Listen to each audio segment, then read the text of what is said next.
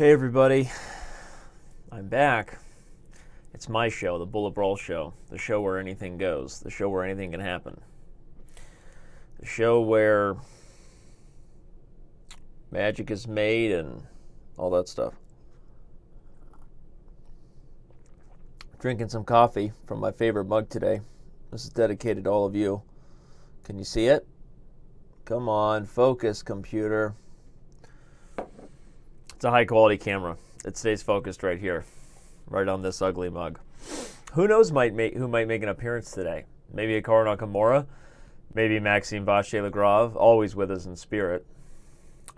Right now I've been watching Quest GM and Yakov N go at it. Fun stuff. But it's time to get this party started. So the Bullet Brawl, we're going to be taking on all comers. We're going to be continuing the theme of providing a little bit of education after the game. People really seem to like the whole idea of some takeaways from bullet chess, maybe something that was never done until this show, right? Actually pretending you can learn something from a bullet chess game. And then we're going to try to mix in some title player battles along the way as well. Checking out the challenges coming in, and here they come. There's actually a particular player who I promised I would play today, so hoping to find him in the weeds. Hoping to find him in the weeds as I take a sip of Joe here. Hope everybody's doing well. I can see the chatters beginning to trickle in here on Chess.com TV. Not many people in Twitch yet, besides our buddy Kirkwood Chess, who's spamming the Danny Sombrero emoji, right? Gotta love that. Is it an emoji on Twitch? What do they call it? It's a Twitch emoji? What is it, right? Who knows? But okay, looking for my buddy. Looking for my buddy to play a game. The one game I promised doesn't look like he's here. So I'm going to stop waiting for that challenge to come in and just dive into all of the people who have showed up. Forget him. If he's not here, Brad. If you're not here, Brad. All right. Well, we got some fun stuff to do. Let's take on Master Leaf. Let's start out. With a title player battle, right? It's 1-0 title player battle, so always going to be a little bit risky. Risky to get the bisky. Risky to get the bisky, as they say. Whenever taking on these title players in 1-0 with the commentary. But going to be fun. I'm not going to guarantee victory, but I am going to guarantee success. And that's because my measure of success is maybe different than yours. We all have our own measurements of success, Mom. Okay? We all have our own success measurements, Mom. All right? Not all of us can be like Greg. I don't know. It'd be nice if some of us were like Greg. It'd be nice if I wasn't blundering away my position like Greg. Who knows? I might be able to... Oh, not anymore. I was going to say I might be able to swindle a draw, but not after that blunder. Not after that bucket of fun. Maybe still. Swindled a draw. Hashtag winning. I mean, not winning, but hashtag drawtown, right? He's all irritated right now. I get it. You should be irritated, because you just gave me a draw, man, when I was completely lost. All right, we'll play this game again. Yeah, you deserve a rematch. Do I? Yeah, I swindled you. Go ahead. Let your frustrations be known in the chat. That's where most frustrations go. That can't go other places. Hashtag no judgments. Hashtag I'm going to focus right now, though. Hashtag I'm going to try to take you down. Let's do it. Let's play Master Leaf. Ooh, we've got a Philidor, yeah? Philidor, also known as a completely terrible opening.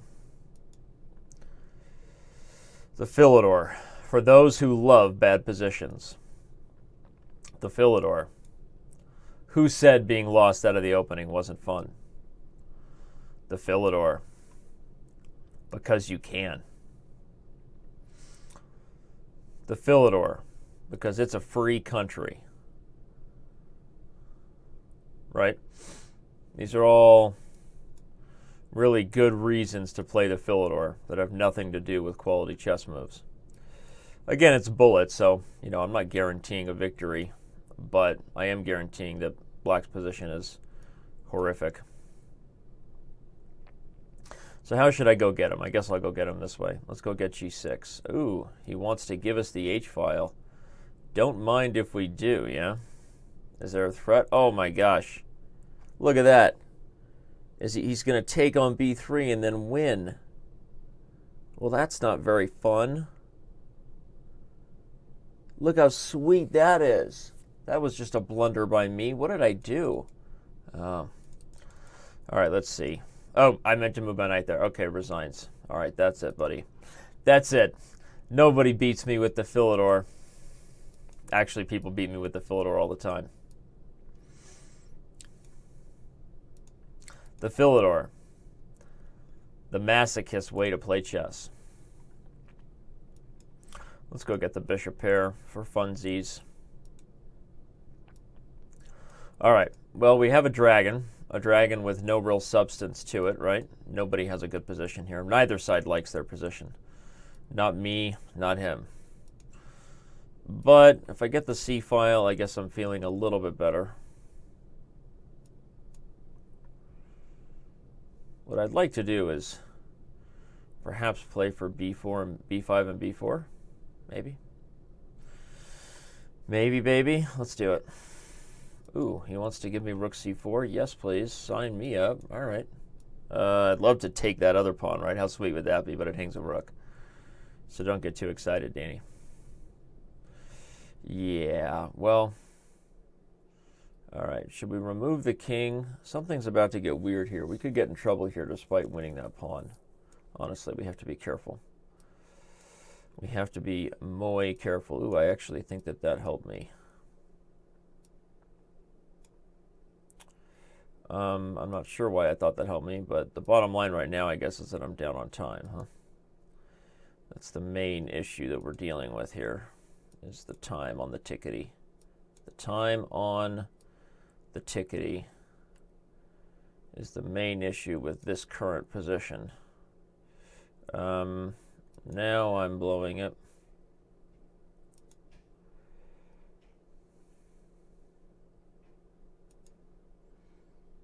Oops. This isn't going well. He had mate in one, but I'm losing on time anyway. Okay. All right. It's time for a comeback, everybody. Time for a comeback. Time to shake off the bugs, get a little more comfortable. All right. Let's try not to blow. Let's try to not to blow the start of this show today. Let's let him play the Philidor again if he wants it. Come on, buddy. You got it. You got it now. LOL, right? LOL. LOL. I will admit that I feel, whether it's actually accurate or not, I feel like if I had 1-1 chess going, I would have been doing better. I get so panicked about my time. I feel so old, right? If it's too fast, you're too old. Isn't that the saying? I feel so old when it comes to bullet chess. That's the truth. Yes, please. Well, he's already completely lost in this one, losing pieces and everything to go with it. But we'll see if I can, actually convert. Yeah, we'll go here. Why not?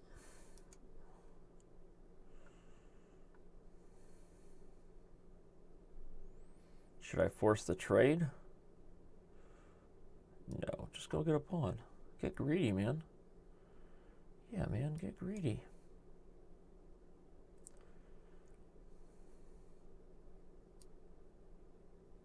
Oh, man, am I going to lose this position up a piece? Is that something I'm actually going to find a way to do? Hope not. I am am currently not playing well. Ugh. What am I supposed to do here? I don't even know. I just lost this game. I just lost that game up a piece. All right, come on. All right, Master Leaf, your luck has gone on long enough.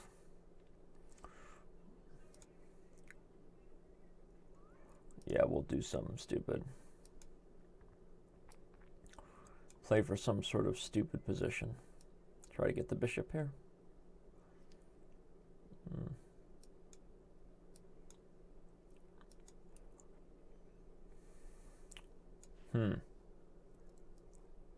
That's a piece of plastic in my mouth.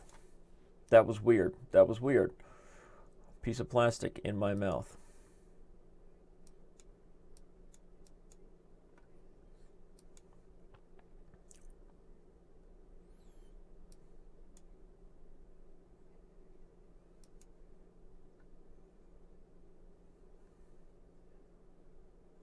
Really? I guess so. I guess he can. He says he can. I should believe the man, huh?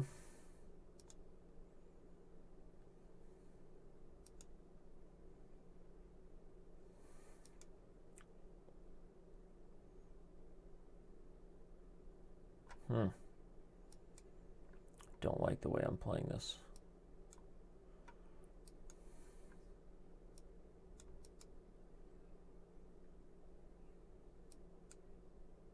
Oh, he could have just taken the knight and won on the spot. I have to do something desperate now. Desperation. Desperate times call for desperate measures. I could have just won his bishop last move. Man, I am just playing terrible chess to start this bullet brawl.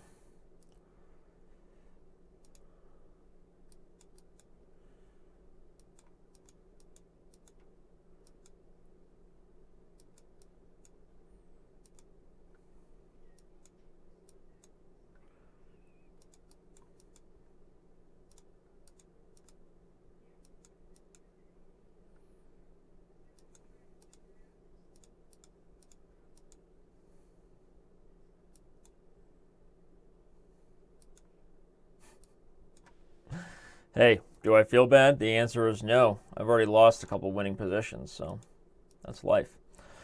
That's life in the big city.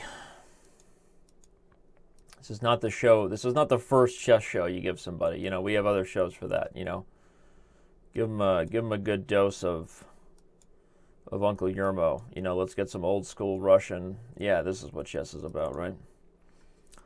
This is not the first show that you bring home to mom and dad. Now, I don't really know what I'm doing in this position. That's part of the problem, is I don't really know what I'm doing. You know, there are other problems too, but that's one of them, is that I don't actually have any clue of what I'm doing.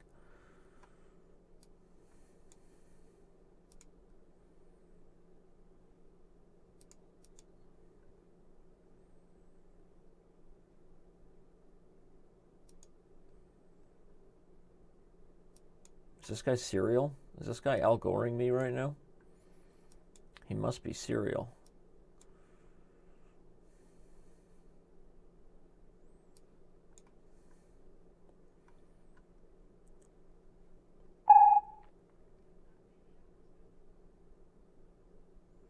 I'm actually not sure what I want out of this position. That's the truth. Which is, ooh, very nice of him. I'm not sure I can do anything to prevent that, can I? I guess I'm just going to go push that pawn because I didn't really have any other options. But now I'm just being an idiot, huh? Now I am just being an idiot. And I'm going to get mated in the process. Yeah. Oh my gosh, I'm not happy right now. I want the whole thing right now. I want the whole thing. Sometimes these epic battles happen organically. And by organically, meaning Danny loses and then he, instead of beating his head against the table while on camera, you know, he takes the high road. Takes the high road and just plays a whole bunch of blitz games against the same person because he's just completely frustrated with himself.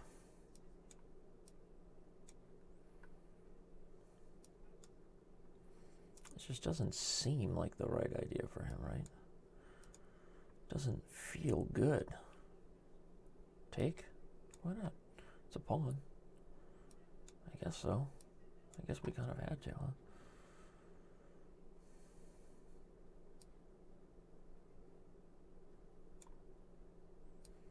Alright, I guess I'm gonna go for it.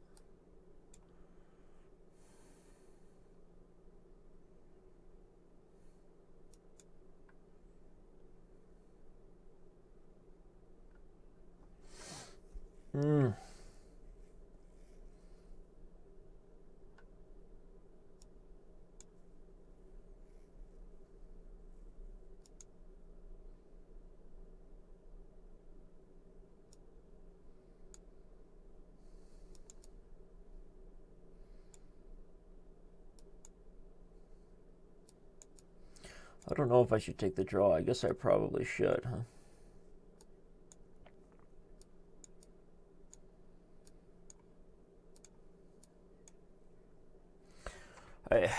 Only because I can't keep up in terms of speed right now in these time scrambles, right? So I figure I should take the draw while I still can. Take the draw. You've lost, you just don't know it yet, right? Take the draw.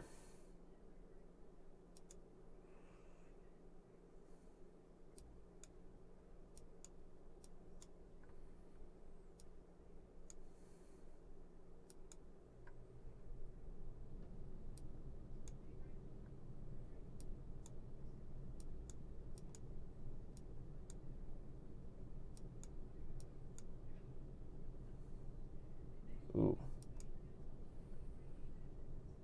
Oh my gosh, how did I do that? Oh my gosh. This was just had the makings of a great endgame for me written all over it. Dominant knight versus terrible bishop. And then I just go and do that.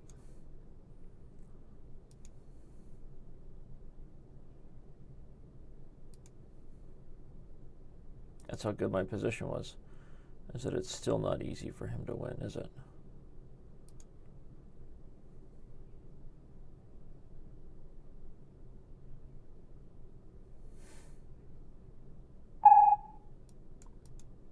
Terrible.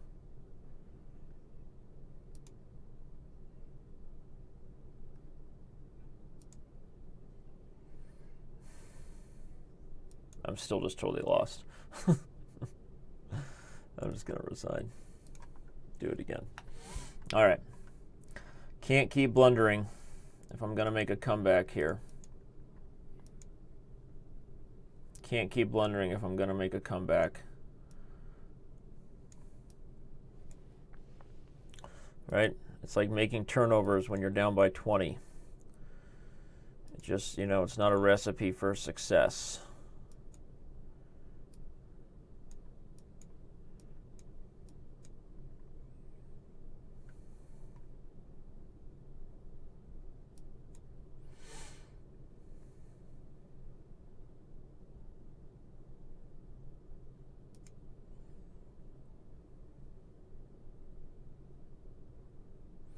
He keeps doing that to me, and it's kind of irritating, right? I guess whatevs, right?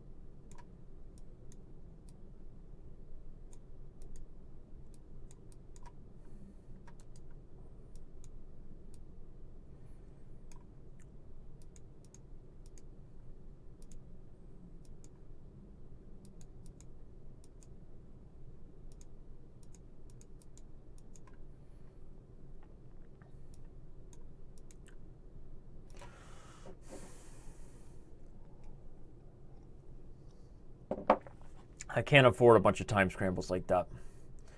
I have to play better than him. Time scrambles like that are where I'm going to lose things.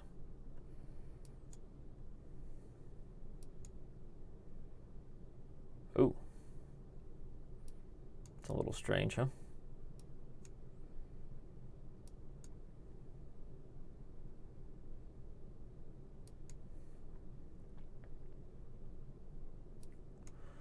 We will happily go in for the isolated queen pawn position if that's what he wants.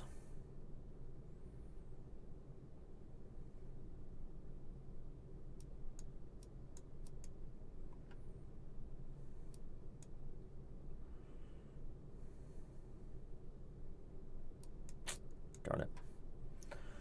Not the best way to transition that position.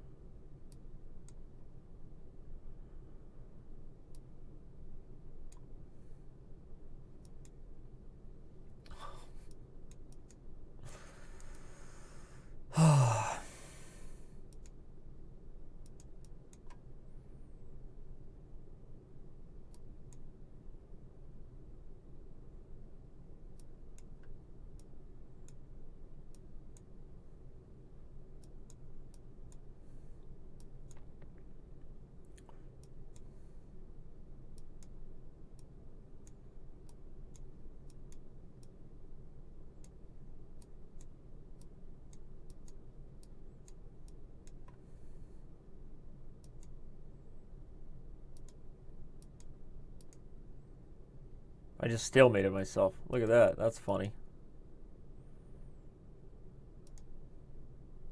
King f4. Oh, you almost did it.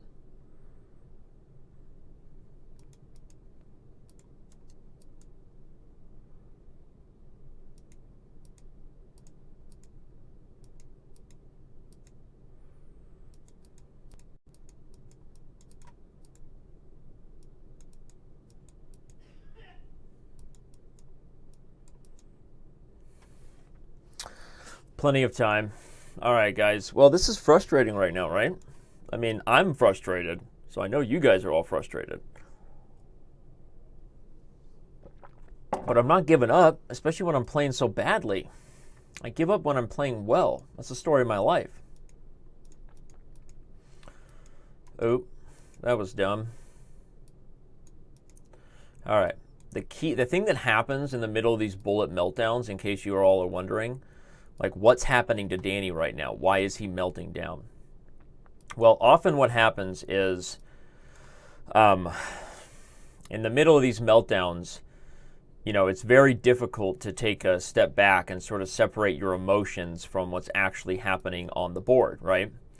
And so you just get frustrated. And then often in Bullet, frustration leads to just more mistakes. You know, you start trying to play faster to make up, you know, for one time that you lost on time. Or I don't really want to trade queens. You know, you start trying to play faster, or you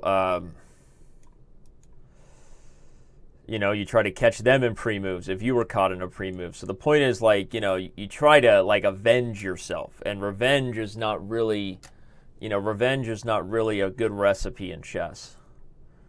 You know, unfortunately. Cold, calculated, kind of unbiased, you know, evaluations is really where you want your head to be.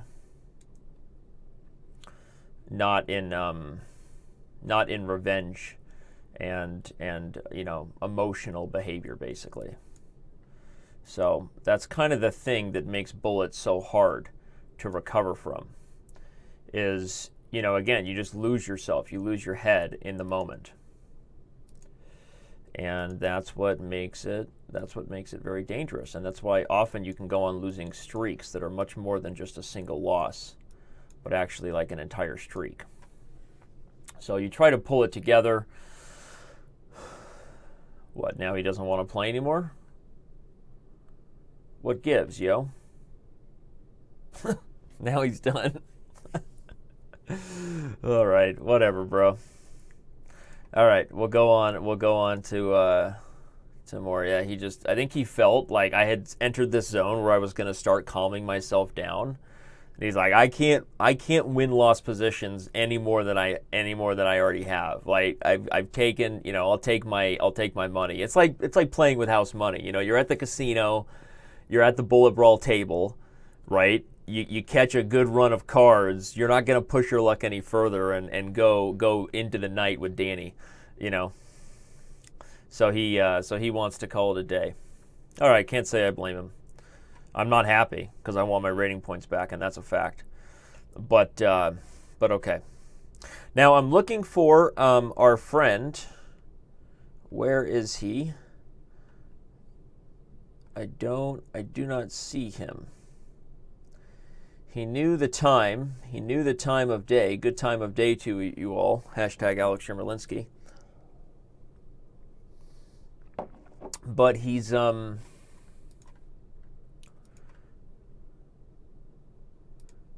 online.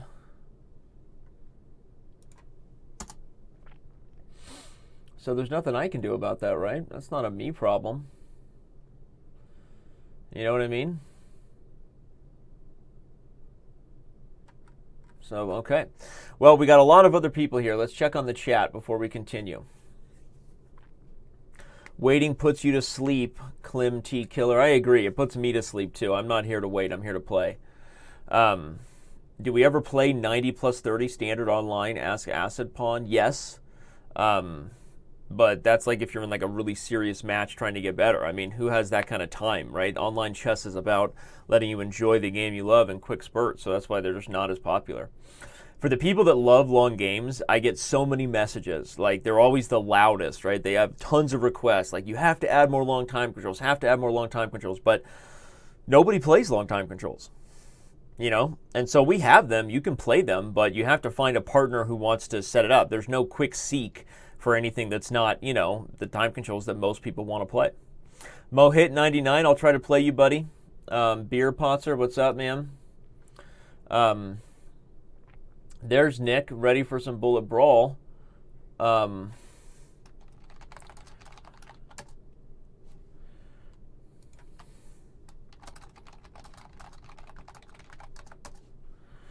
Gonna make sure Nick's ready. Trying to get his information right now. He might actually have challenged me, but I've got kind of spammed with challenges, so I might have to decline some other people to get to you, Nick. I'm working on it, buddy. Just for you. Everybody else, you're all wonderful too. Nothing against you. Let's take on someone who's been waiting, patiently waiting. We got TJDM. We'll do our first educational Bullet Brawl, assuming I can win and that he doesn't beat me and give me a good lesson. A Diamond member, so we appreciate that. We appreciate the love and the support for everybody that works hard at Chess.com. We appreciate that. TJDM. So just get ready. We're gonna play this game. This is a sideline of the browser that is kind of weird. It's kind of weird, I would say. That's a good description of it. Kind of weird.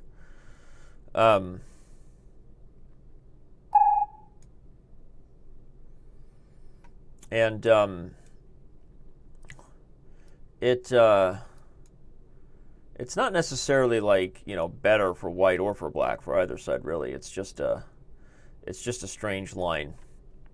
Avoids a lot of the theory. That's a good move, a double attack, and I'm kind of blowing the position currently. So I'm gonna have to really pick up the focus here.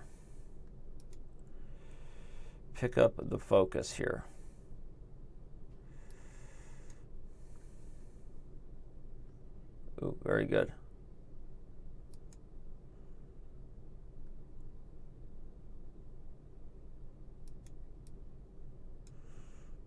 I'm losing.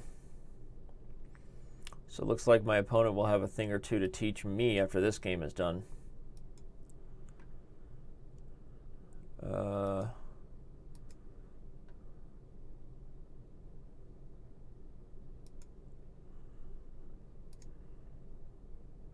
Although now it seems like he's getting involved in a fight he doesn't really want to be in. Right? These multiple passed pawns versus the knight is never a good fight for the knight.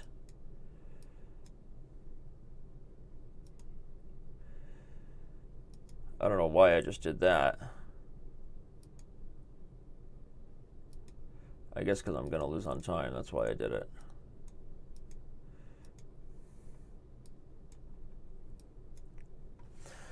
Well, I got a little lucky there.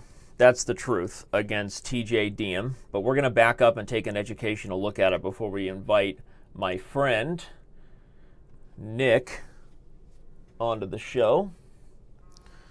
Getting calls in the middle of the show, right? Love that. So let's back up and take a look at it, because it wasn't probably the best approach in the opening, which I'm sure that TJ Diem would appreciate the advice. So if we roll through this rouser real quick. So this bishop b5 line is kind of it has some sense to it. I mean, bishop d7 is correct. Often I think just taking with the pawn, keeping the bishop pair is usually the best. It avoids some of the tactical weaknesses that can occur on the c6 pawn after queen f3. But okay, you can look up the line yourself. You're 2200 at Blitz, so I assume you're a pretty decent player. You might want to look into the line and check it out. But so obviously I'm immediately threatening e5, and where I made the mistake is after bishop e7, I probably should have just played it right away. You know, if e5 comes and you put the knight here, I don't know what the slightly improved version of my approach would have been. I mean, maybe I should just take everything, and since you're positionally worse, I should avoid the whole race aspect of the position, right? Putting my king on the queen side, allowing you to use the b file in the game seemed to reach some counterplay that was helping you.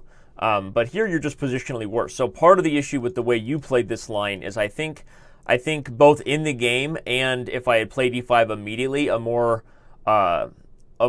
solid approach for me, not being so aggressive, castling long, would have been better for white, because what I've gained out of the opening is no longer like a tactical initiative, so I shouldn't be castling long, but what I've gained is just a small positional edge because you have two weak pawns over here. And it simplifies away from theory, so that's a practical advantage, right? It's usually a line that most people don't know is black. In this case, you probably didn't know very well. And it has some positional merit where you get positions like this. I actually, you know, I've played it against strong players. Did I beat Shabalov? I think I drew Shabalov, but was much, much better out of the opening. I've played some other, you know, strong players in this line with pretty good success. That's over the board chess, not Blitz, okay? So I think I should have just castled long. So in the game, let's see what happened here. In the game, I still got the move e5, which is kind of the common tactic, but I castled long first because how tempting is this, right? This just looks so cute and sexy. How could I deny it, right? It was like, oh, e5, your pawn is pinned to your queen. Am I not just awesome here? But then you play knight d5, and we get the same kind of position we had. And probably I should also, knight e4 is just like a quick blitz move because it gains a tempo. I don't know that it really does anything here. Something simple like rook e1. White has to be a little bit better here. You know, regardless from the practical perspective that you may be thinking you have like good Sicilian type counterplay, just from like an unbiased, like, okay, white's positionally better here. There's not enough minor pieces on the board for black to really get a great attack. So white's better even here. But I think if you have the same type of position and I'm castled short, I kind of avoid all the, you know, all the shenanigans and all that stuff. So anyway, in the game again, so I didn't play rook e1, and I think you really outplayed me after that. I went for this knight e4 tempo, and then I kind of just got myself in a little bit of trouble by, you know, so should I just put the knight on c5 immediately and try to anchor it in, preventing you from, you know, one advantage, I guess, to knight c5 immediately. You know, what am I thinking? The truth is I can just be aggressive here. The move here, I've played this position before. I think I can just play c4 here. One of the big issues in the position was your knight was just such a monster in the center. I should just kick the knight and then like put the knight on d6 and like anchor it in and just have this like really strong positional hold. So again, my recommendation to you is to look up the line, look up b takes c6 instead of bishop takes c6, and then there's variations where you get like a typical rouser type position where you have, you know, like if you take with the pawn and then you play like h6 and then you just take with the queen, you get one of these typical rousers where you have the bishop pair and all the dynamic play, you have some double pawns. But I actually prefer black in most of these endgames because The position just seems to only get better for black as you expand and create more open lines for the bishops. So that's what I would say is the educational takeaway in this one. Right now, we're going to jump in and take on, right now we're going to take on my buddy Nick. He gets a best of 3. He's a friend of mine, friend of the show, so I can't really say no. So we're just going to start the match right now, and take on Mr. Frank right now. We'll play 1-0 to start, and see how quick Frank is with the mouse. See if he has it to flag me, right? Frank T-Tan. This guy's name is Nick. So he plays the Scandinavian, #Team Scandi, right? John Bartholomew, eat your heart out. Right? But as I've told everybody who's a fan of the Scandinavian who is not John Bartholomew is a very strong chess player who makes a living of working his way out of bad positions. John is actually very good at playing worse positions. He'd even admit that to you. So don't confuse his success in the Scandinavian against me and those Chess Rivals shows with anything to do with the Scandinavian, all right? That's a pro tip, #pro tip. All right. Well, we'll back up and take a quick look at it, but I'm not going to judge Frank's play too harshly here as he's trying to keep up. Maybe we should play 1-1. But this should be fun here. I'm going to deliver the goods. Here. I might get our first bell ring. I think Frank wants to get his bell rung. I think he wants to get his bell rung. I think he's hoping for it. Indeed, our first bell ring of the day, right? Nothing like coming on the Bullet Brawl to get your bell rung. Let's rematch. All right, accept the rematch, buddy. All right, now he's white. So let's see. Let's play e4, e5 and see what he's got. See what his opening repertoire is. So he plays in Italian. Okay. Aha.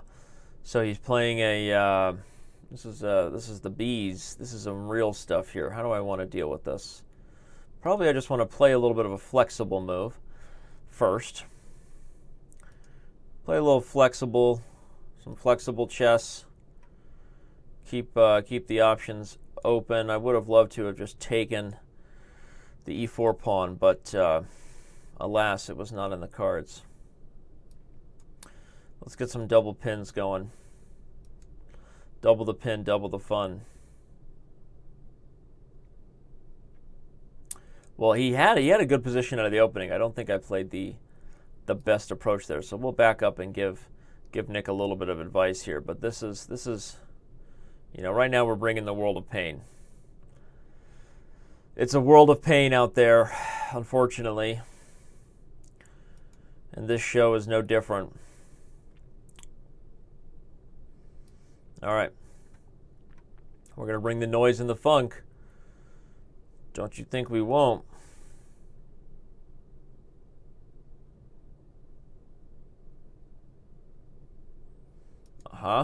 Sacktown. It'd be nice to find a real fancy way to get mate in this one. Right? It'd be nice to get a real fancy mate. That would be the goal. There we go. We're going to get it. We're going to get that fancy mate. Okay, Nick, let's back up and take a look at it because there was some interesting stuff. I'm sure you're watching the show. So, okay, so you play the Italian. I assume that's your thing. If not, again, one of my biggest pieces of advice to people in Bullet is try to get what you just saw me do when I went on full tilt against Master Leaf, all the people that have been watching the show from the beginning. That's exactly what you want to avoid, where you get so upset game to game, you just start like moving pieces. You're not really playing the positions that you know best. And, not everybody's Hikaru Nakamura, where Hikaru purposely avoids all of his opening theory. But that's for two reasons. One, he's not like he would ever play the positions that he's prepping against the best players in the world, right? And two, he can play anything. So the point is, like, you don't want to get yourself on this emotional roller coaster where you're veering away from the roads you know best, because Bullet can really be beneficial if you get a whole bunch of games in positions that you plan on playing and you actually are making an effort to repeat theory that you know is theory. And then when someone does something you don't know, okay, maybe sometimes they do it and it's total bullet BS, right? But maybe other times they do it and it's actually something that, made that game serve as a beneficial stepping stone in your inevitable goal to chess mastery, and then realizing you're miserable and quitting chess, right? Just like all the rest of us. So I don't want to take that from you. I want you to get miserable like me too. So, but seriously, you have to play the positions that you play. So I'm gonna give advice based on the fact that this must be what he wants to play. So he plays the Italian. Castles is already a little strange. I was playing, too fast. Sometimes I don't always practice what I preach on these shows, in case you haven't noticed. But probably I should just take here, and then we'll get the real crazy Joko stuff, right? In case you don't know, after E takes D4, Rook E1, D5, Bishop takes, Queen takes, Knight C3. This is all theory. Now there are two main moves, Queen A5 and Queen H5. I think I prefer Queen H5 these days, but you're getting these positions where, black is losing back the piece and the pawn, but in the end you have this, like, white has a small initiative and black has the bishop pair. So this is, I don't even know what this is called anymore. Is it the Gioco Piano? Is it the Italian? Is it the Max Lang? Is it the Bob's Your Uncle? Who cares, right? But the point is, these romantic style games where white is opening the center really early as a means to justify the loss of the e4 pawn, pretty typical stuff. We've all seen that. So that's probably what I should do. I should just go for the theory. But then I play bishop e7 and he plays rook e1, so there's nothing really wrong with this.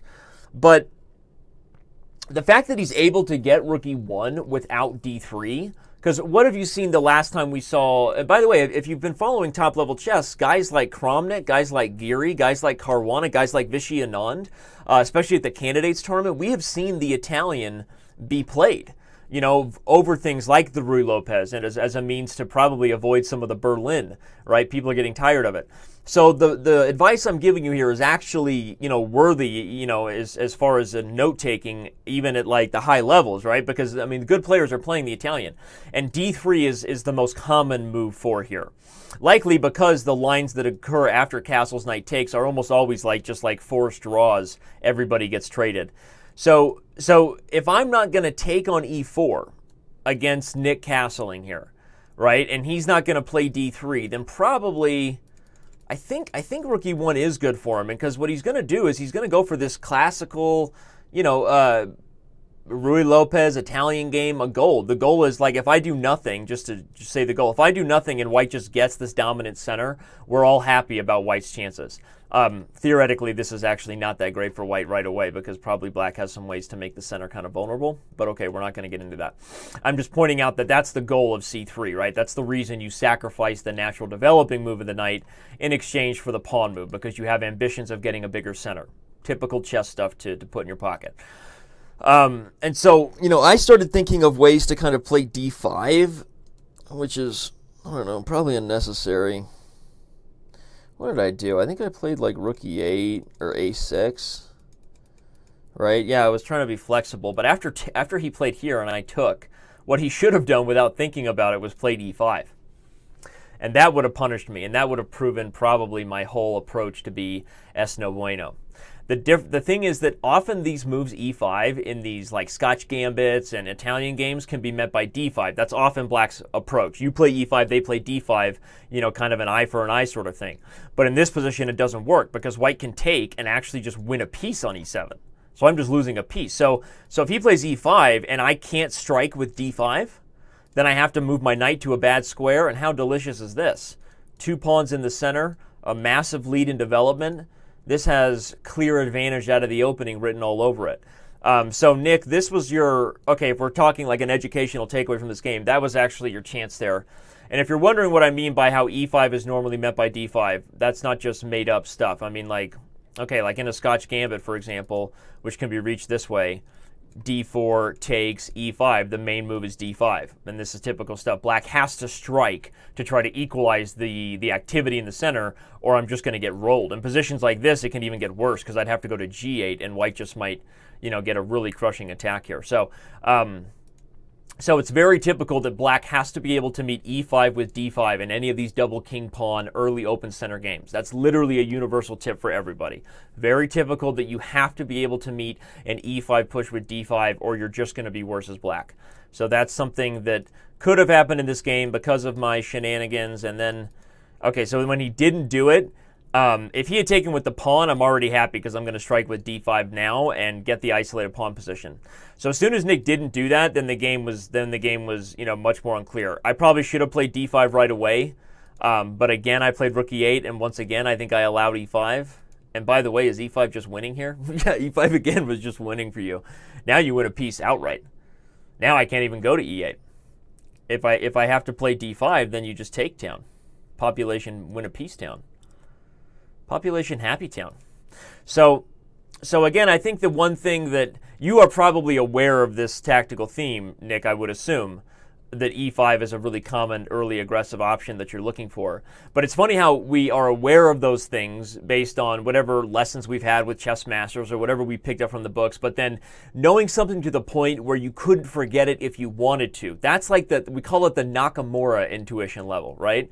When you get to that point where you know something so well, every time it occurs on the board, you do it instinctively to the point where the times where it doesn't work are the rare times, right? The times where it didn't work because of some super obscure thing that only the engine saw are the rare times, but you're playing the tactical pattern every time. So again, for all those people out there who just don't think bullet can be beneficial or blitz can be beneficial, you're wrong. As long as you're working hard on your game, every game you play is beneficial. Like if you're working on your chess game and improving your openings and your understanding, every time you play and have an opportunity to execute and to show that knowledge and to actually, play the tactics on the board that you should know, right? So how many of you here would know about these e5 traps? Or anytime you play an Italian or a Scotch gambit, Nick, I mean you have to know about it. That's the whole reason you play the line often. But then actually playing it the moment like a chess master gives you the opportunity to do it is a whole other thing, right? And so that's why you want to know those things the back of your hand, and that's where blitz and bullet can be beneficial if you commit to it. Because, we all, come on, nobody wants an unhappy Hikaru, okay? We all want a happy Hikaru. That one got he got a little bruised, right? It looks like, what happened here? It looks like Happy Hikaru had a fight with Angry Hikaru. And Happy Hikaru got punched in the face. Right? Right there. But luckily, these big old fat heads come with double sides. So you don't want Angry Hikaru missing your opportunity to execute on tactical patterns, showing that bullet chess is good. You want Happy Hikaru. That's what you want. Your whole life is about that. No, your whole life isn't. My whole life is about making a happy Hikaru. I don't know if you knew that. I'm sure he's watching the show right now and being like, really, the fatheads again, Danny? Anyway, seriously though, there's your lesson. There's your takeaway. Nick, good talk. Good talk, Holmes.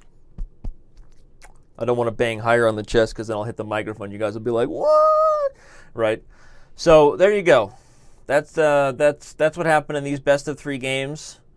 I'm gonna move on to bringing on the others. The others here. We got so many people, hardly enough time, looking to get games. Let's take on Shamat. Shamat. In case you don't know the origins of that name, that's actually that means checkmate. So, in fact, they used to, the king was called Shah. The king was the Shah, maybe like the shaman, that kind of thing. The king was the Shah. And so whenever the king was attacked, you had to say Shah. It was required, right? And so eventually, as languages evolved over the years, it became Shak. Chess is still Shak in a lot of languages, right? Sak. And then eventually English, which makes no sense, checkmate. There you go. So there's your language lesson for the day. Shamat. Checkmate.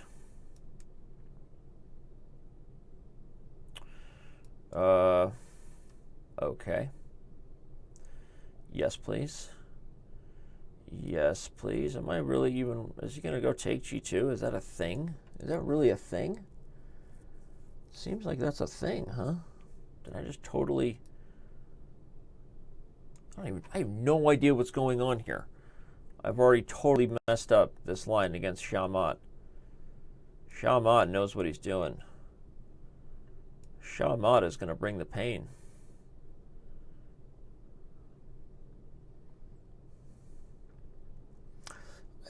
It's like, what's going on here, bro? Like, I don't want any of this. I'm hardly even playing fast enough to know what I'm doing. I don't even know what I'm doing. I assume I'm going to try to keep the bishop closed. This was a dragon gone wrong here against Shah-Mat. I'll tell you that much. Oh no. Oh no, I just blundered my queen.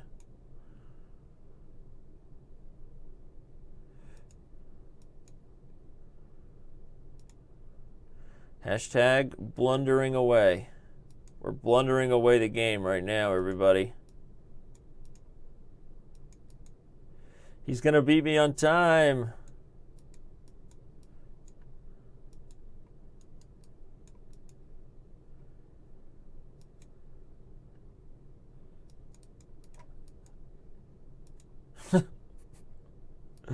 Somehow I didn't lose this one on time. Amazing. All right, Shah-Mat. Certainly worthy of an analysis review, right? I mean, this was a dragon, a 9 castles long dragon, old school, right? This is all good stuff. This is all theory. What happened here? So you played rook e8 and I played bishop c4, right? I guess knight e4 is the main theory. So that's kind of on me, right? It's like, oh yeah, right, Danny, you think he went wrong, but actually it was you who went wrong, right? Pull it together, right? So bishop c4 and bishop b3. I can also play knight e4 immediately here. Yeah. But I didn't, and then you punished me. You punished me with this trap, and I should certainly go here. There's no way I should allow you to get the kind of counterplay you did against my king. I should find a way to give up that pawn and do something else just to kind of hold on to the position because I'm worse. And I'm moving the queen, everybody, because he's threatening something like e4, opening up the bishop. Wow. So that's actually good for me to know. I just learned something. I mean, it's amazing, right? How many times have I played the dragon just on these bullet brawls? Like 150, right? Let alone in my life and career. And okay, I know that knight e4 is like the main move in terms of theory. Actually, that's where it was. Okay, so first of all, he played wrong with rook e8. That's right. Bishop e6 is the main line in terms of theory because the whole point is that black is willing to sacrifice the exchange. So when he didn't do that and he played rook e8, I'm supposed to just take the knight and just win the pawn. Flat out. Hashtag loving it, right? Ba-da-ba-ba-ba. D5 pawn. Seriously. And again, this is where Bullet is useful because sometimes it's like, okay, it's silly. And of course, in a real game, you'd have plenty of time to sit there and go through like, what the heck just happened there? Oh, well, I'm winning, right? But like, you know, you want to get to the point where you just know all these patterns like so well. And here I should just take on d5 and just win the pawn. Anytime you don't play bishop e6 and invite the exchange sack, you've already played e5, which means you've already committed to closing the bishop, which means if I go for this pawn and win it, you're not going to get the same kind of counterplay that you normally get in exchange for the pawn. So he played rook e8 and I played bishop c4, and this is okay. But then here again, I should just be taking the pawn. Knight takes, pawn takes, bishop takes. I should be simplifying the whole position, going up a clear pawn in the endgame and lights out. So, you know, my lack of recognition of what had actually happened in the opening, right? The move order difference is what really threw the game off. So then I play bishop b3, and he flips the script and is actually able to punish me in turn because I didn't take advantage of his bad move order. This is really good stuff, honestly. So here, of course, instead of playing bishop b3, I could kind of play knight e4, which I think will transpose into the main lines. Black will need to play h6 to stop ideas of knight g5. I'll play g4 or bishop b3, and we're in like a main line, you know, 9 castles long with d5 and this whole 12e5 variation. So, but not punishing him earlier is actually where I went wrong, and then he taught us all something, right, with this nice little trick, because I actually don't see anything wrong with this. I think it's actually Okay, it's not to say like black is just winning. I mean, the position is still a mess, but it seems like it makes sense. I mean, I guess I should probably play queen to d2, but am I risking it here? If I take and take with the rook, he wins the exchange. If I take and take with the king, I guess I can do that. But if I play queen to d2, what if he plays like bishop h6? Okay, I guess it's probably still just about equal. All right, fine.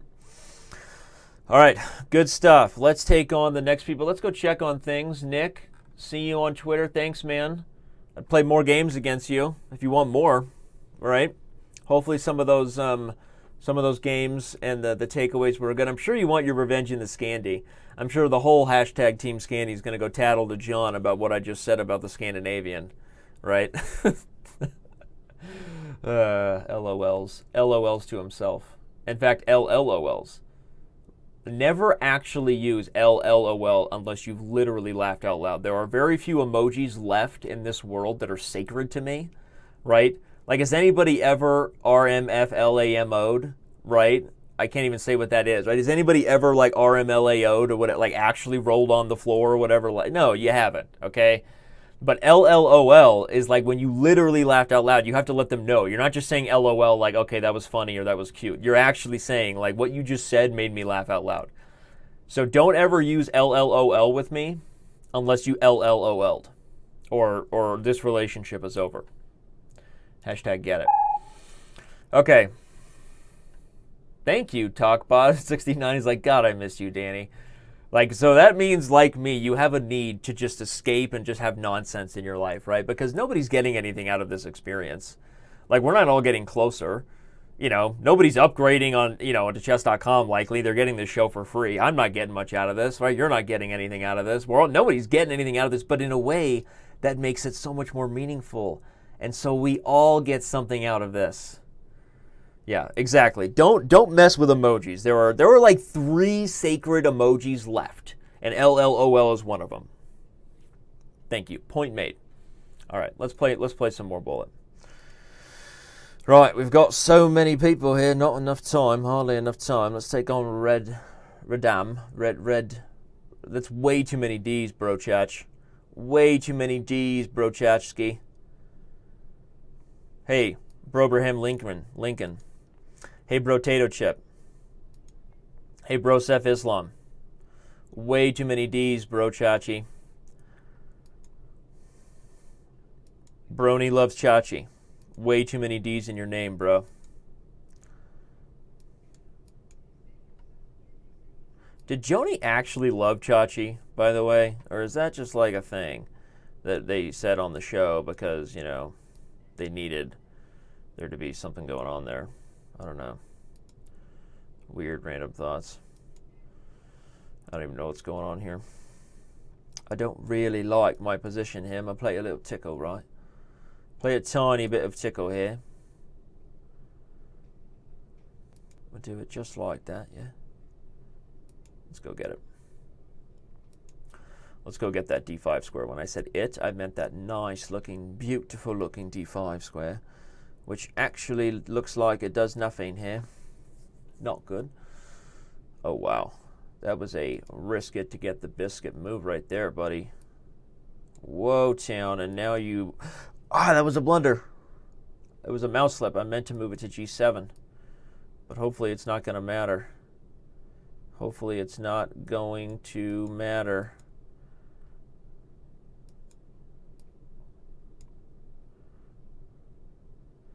It may matter.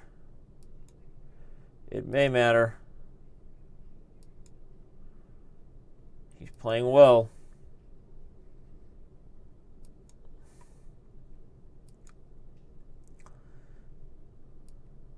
I'm just blundering. This is literally one of the worst chess games I've ever played in my life. It makes no sense what I'm doing right now. It makes 0 sense to the man. But now he's running out of time and he's panicking. And that much is clear.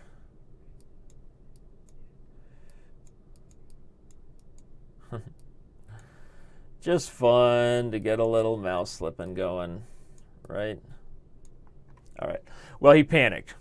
Radam, whatever, madam, handle the D's, bro. Now we're taking on all comers right now. Everybody who's waiting, we're taking on all comers because you know what? The show is almost over. And the last thing I want is for people that have been challenging me forever to go away empty-handed, although it happens every time. So, all right, we've got a delicious little Smith Mora going on here, right? Tasty little recipe. That's a bishop. That's a bishop. That just happened.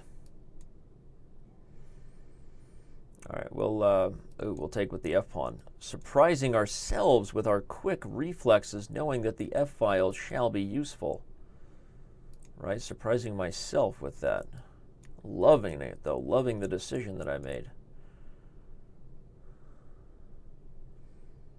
Okay, now where's the win? I know I can move this knight and get checkmate on h2, but let's figure out a nice way to make that happen, right? Let's keep the queens on the board because I believe in the power of checkmate in this position. I really want to checkmate him. I want to checkmate him. That's what I want. That's what I want.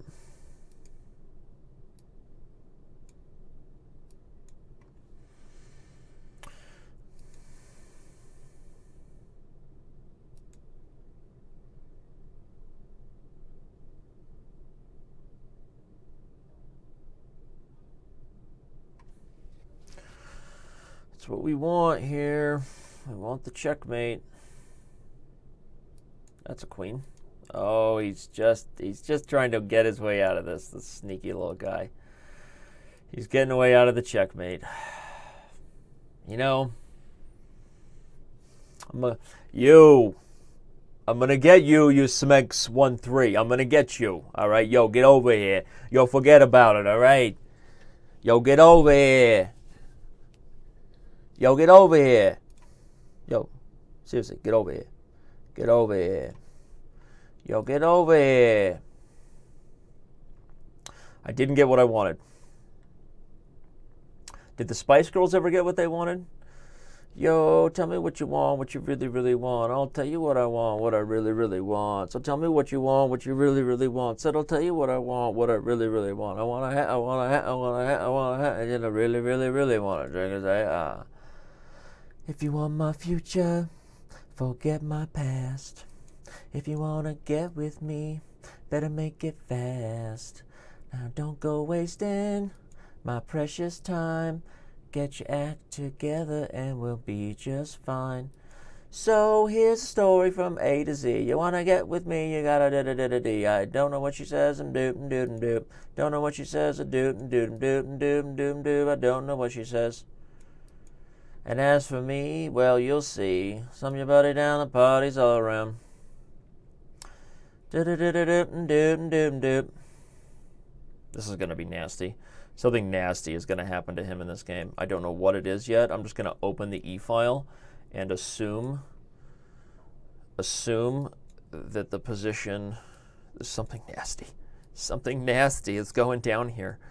Something nasty. I don't want him to get castled. I want him to stay stuck right where he is. Yeah, check that out.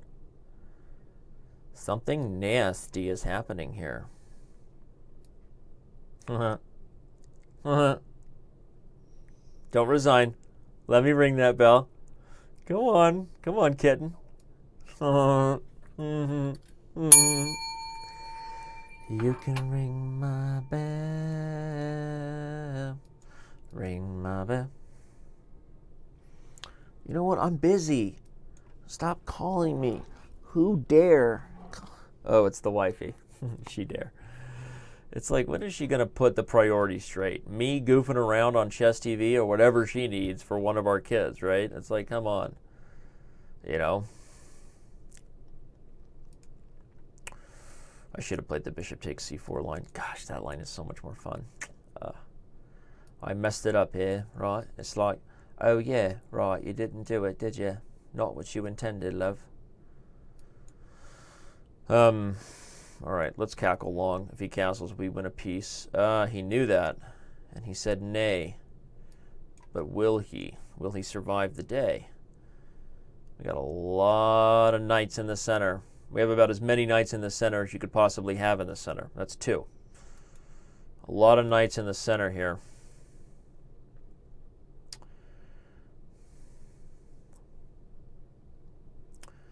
You might even argue there's 2 knights too many in the center, right? It's like just 1 too many of them, yeah? All right, stop. Stop calling me. I'm just kidding, honey. You can call if you're watching. Just don't worry about it. You can call. That's funny. Oh, that's funny, right? He's got nothing here. That king is going nowhere. This is what we call domination. Ooh, well now we're going to go get a queen. All right, we'll go here. Fine. Fine. All right, we'll go here. He actually defended this really well. Have to give him some credit where credit is due. Credit where credit is due. The phone is ringing again, which means it's important.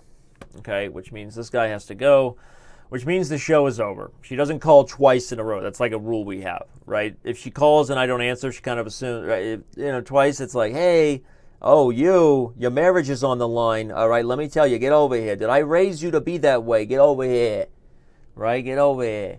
All right, everybody. This has been a ton of fun. I love you all. Bullet Brawls. We be back. We be brawling. Peace out.